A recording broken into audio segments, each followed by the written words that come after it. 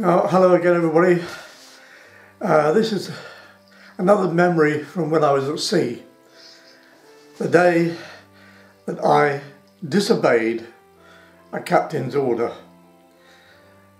We were going across the Pacific, and I'd been on the ship for about eight weeks or thereabouts. We'd come from Liverpool, we'd gone to New York, we got to Newfoundland, we came back down Philadelphia, Savannah, Newport News, Curacao in the Caribbean, refueled there, and then through the Panama, and we were heading across the Pacific towards Brisbane in Australia.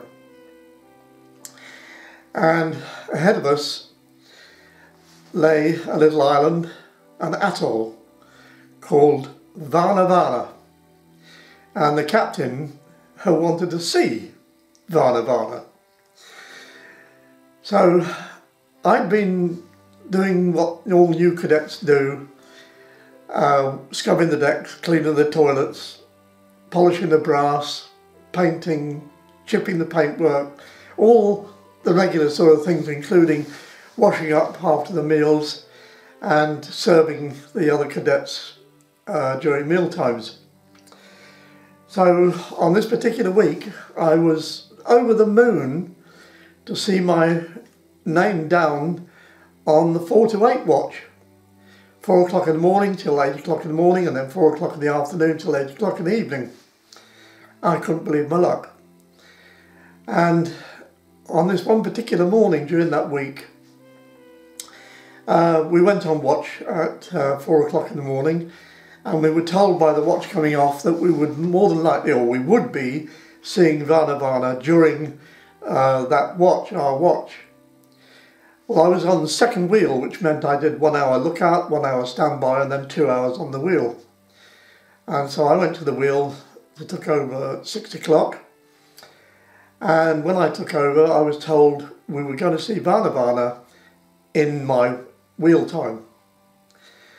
So the officer of the watch was the first officer on board, and he was a very nice bloke, but he was a bit nervous. And I hadn't been on the wheel more than a few minutes, and he was looking in the radar, and he saw the island on the radar.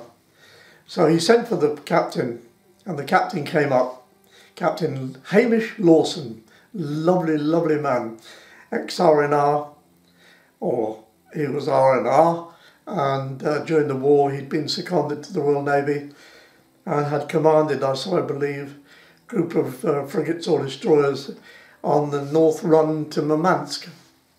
And during that time he'd been very, very badly frostbitten on his back. Anyway, he came up in his pyjamas and dressing gown, and he looked out of the windows, and he turned to me and he said, "Can you see the island, Charters?" And I said, "Yes, sir."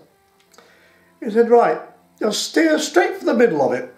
Now, Vanavana is about 3/4 of a mile to a mile in diameter. And I'm heading now straight for the middle of it. And the first officer, watching in the radar, came over to the captain and said, Sir, we're only 10 miles away now, sir. 10 miles away." "That's fine. Can hold your course, Charteris."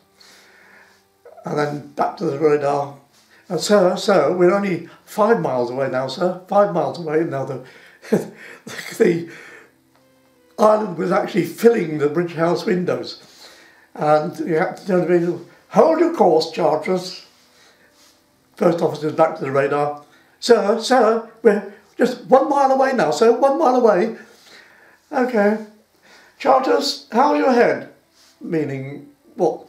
It was of course you're steering. I said, 220, sir. "Half a turn to port, come round to 210. Well, even with my lack of experience, I knew half a turn on the wheel was going to do practically nothing.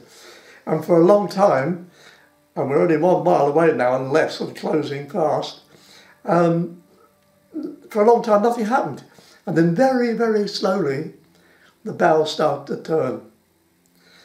And I'm watching the gyro compass, and it's clicking down, and it got to 215, 214, 213, 212, 211, 210, and we're still heading.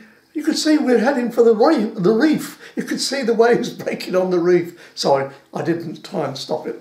And I let it drift on until it was pointing just clear of the reef. And I stopped it at 200.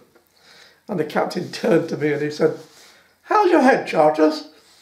I said, 200, sir. "I thought I told you 210. I said, "Sorry, sir, I couldn't stop it." "Oh, shame," he said. I wanted a close look.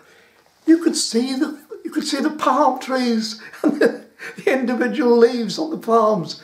Oh, but it was good. And he never said another word. So I'll always remember that. Happy memories. Oh, thanks for listening. Next week, how I very nearly, squashed a tug in Colon, just outside the Panama Canal. Bye-bye.